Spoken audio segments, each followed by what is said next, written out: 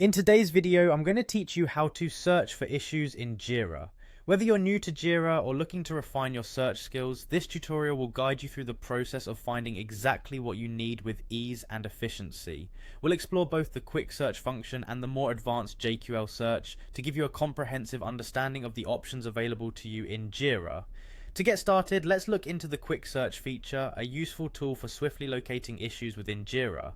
At the top of the page, you will see the search bar. You can either click on this search field directly, or for a quicker approach, press the /key, which is a handy shortcut to access it instantly from your keyboard.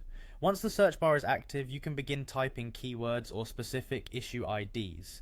This allows you to directly target certain issues that match the criteria you've identified. Sometimes a broad search might yield too many results, but don't worry, you can narrow down your search results by employing filters. Simply choose to filter your search by different criteria, such as the specific project the issue belongs to, the assignee responsible for the issue, or the status of the issue, such as whether it's open, in progress, or resolved. Using these filters makes sure that your search results are as relevant as possible.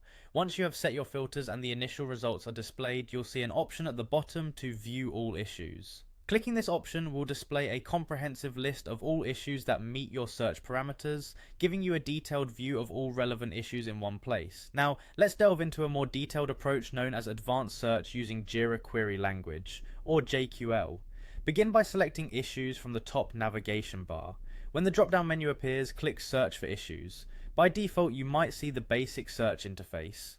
To switch to JQL, find and click on the JQL option next to the search bar. This toggles your search environment to one where you can input custom queries manually. In the JQL text box, you can type your specific query to pinpoint issues according to more complex criteria. For example, you might look for issues created by a certain user within the last month. Once your query is prepared, press enter or select the search button to execute your query. The results will populate based on the precision and details of your JQL, giving you a powerful tool for issue tracking.